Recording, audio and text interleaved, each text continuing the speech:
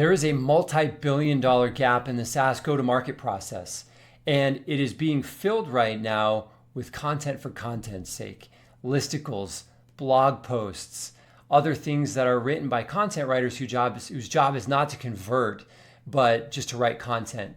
And there's a pipeline crisis in SaaS right now, and we're all aware of this. Companies are struggling to create enough pipeline to meet their targets and to grow the way that they want to grow. And of course, we blame the economy for this. And of course, the economy has something to do with it, but it's not the only reason. And as a matter of fact, the economy may not ever go back to the way it was before.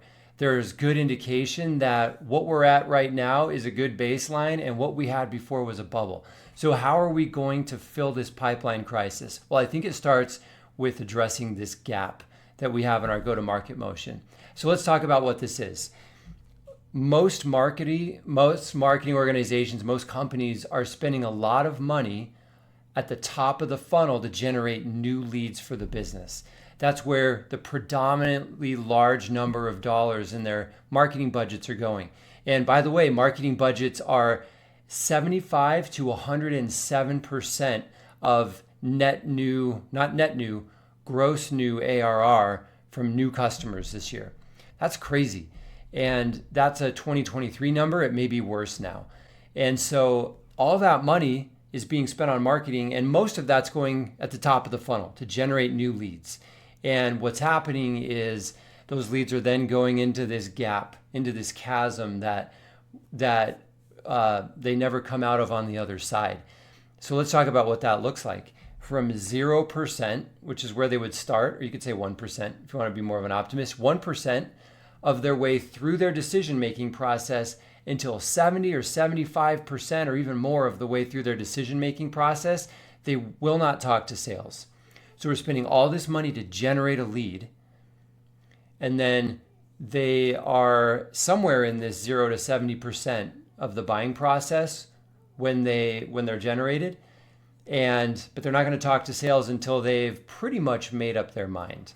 Now, if they are not actively in a buying cycle for your technology category, that could take a year to get to 70% or something like that.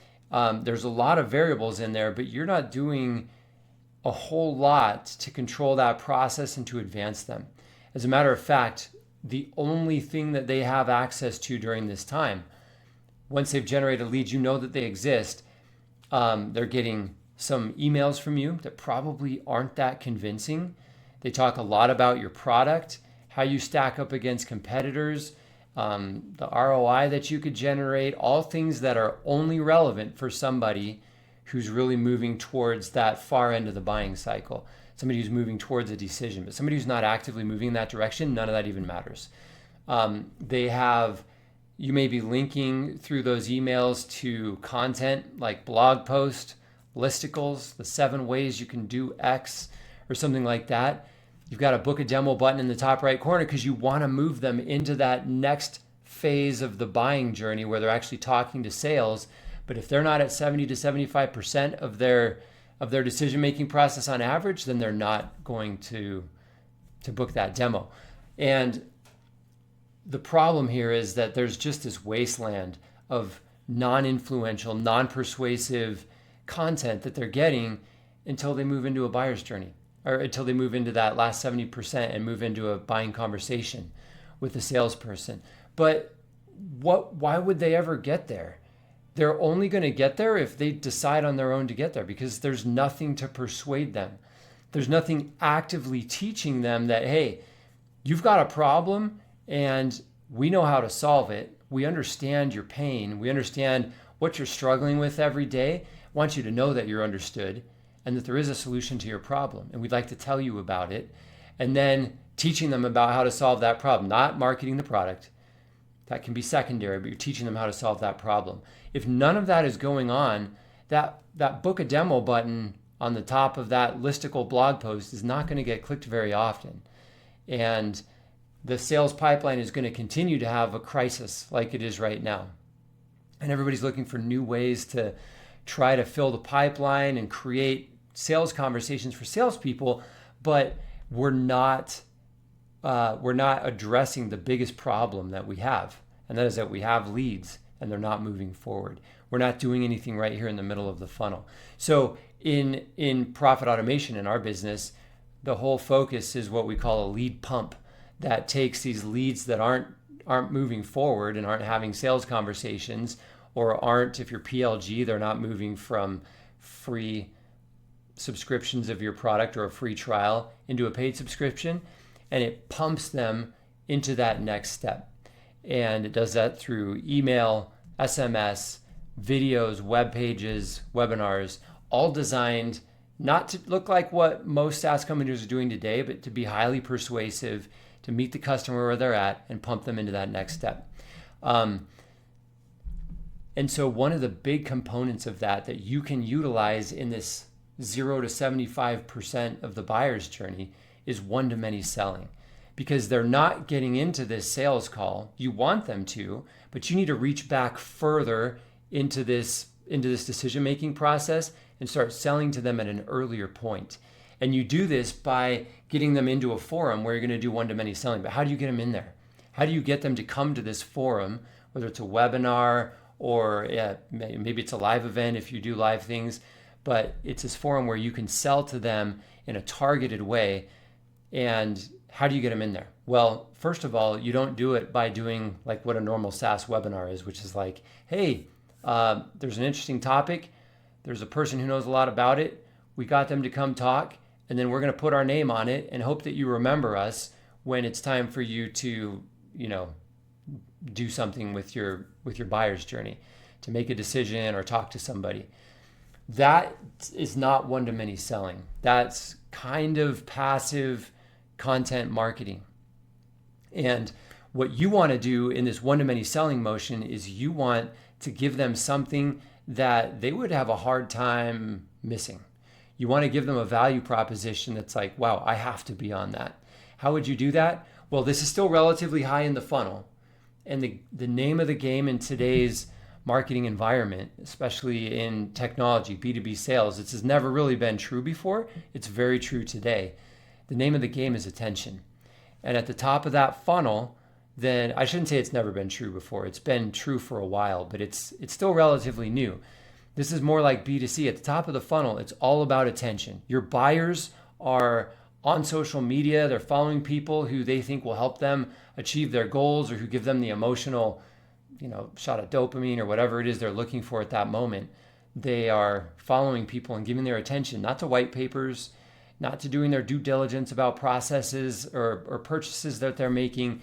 They're giving their attention to things that are interesting to them. And so you need to give them something that's interesting. How do you, as a B2B company selling to a B2B buyer, say interesting? Well, you talk about their problem. You show that you understand them. I mentioned that a minute ago. You offer a result and not your product. You don't talk about your product and how cool it is. You talk about giving them the result that they want in their lives, that they want in their work and their business, that their bosses are looking for from them, the thing that's going to get them promoted, the thing that's going to make their career more exciting, more lucrative. And so you talk about that, and you say you're going to share all the knowledge that you have about this on this one-to-many selling event, probably a webinar. In a lot of cases, that's what it is. It can be a series of videos too that just run, that are available on demand, but you take them through them with special invitations instead of just letting them sit out there on your website.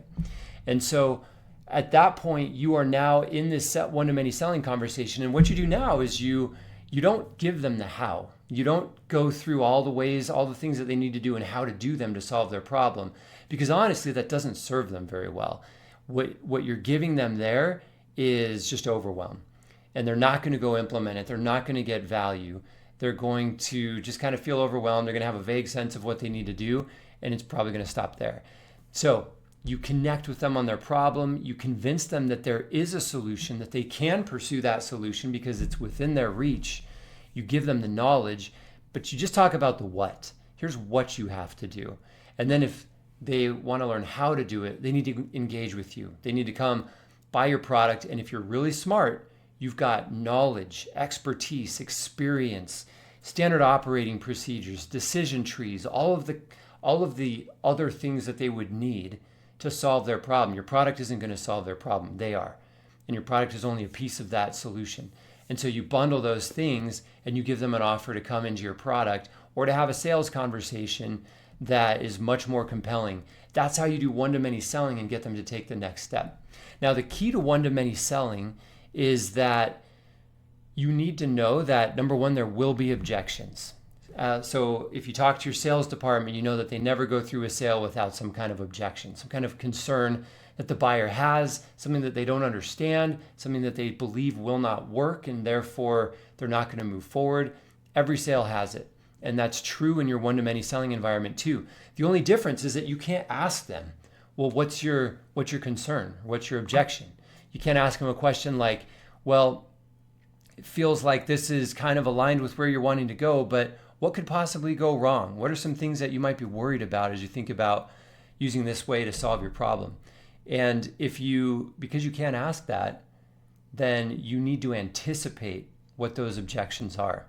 And then you build in the answers in the form of a story where somebody goes from having that objection and having a belief that they can't move forward because of that objection to understanding that that objection isn't actually holding them back and they can move forward. And you build that into your one-to-many selling motion. There's a whole process around this, a whole strategy and technique for building this kind of presentation that's beyond the scope of today's podcast. But when you do this, you can then invite people into the next step in a much more powerful, much more high converting way. And then of course, going back to the lead pump, concept, you get people into this one-to-many selling motion with excellent emails, text messages, excellent content for this part of the buyer's journey that makes it highly attractive for them to be there in that environment. So, and then of course you follow up and you do the same, you use those same techniques after the webinar for those who don't take action, and you continue to try to invite them and give them a great irresistible offer to move into that next step. So I hope this has been helpful. One-to-many selling is a critical component of success in today's environment where SaaS companies are struggling with pipeline. They're in a crisis mode because they're not getting enough pipeline, which means they're not getting enough sales. And all of this is happening because buyers in this 0 to 70% aren't being effectively engaged in a way that moves them forward intentionally and quickly and efficiently into the next step of the buying journey. So hope this has been helpful. Leave a review, leave a comment if you have anything interesting to say about this. If you think it's interesting, I think it's interesting. I'd love to hear your comments. And we'll see you next time on the Growth and Influence podcast. Have a great day.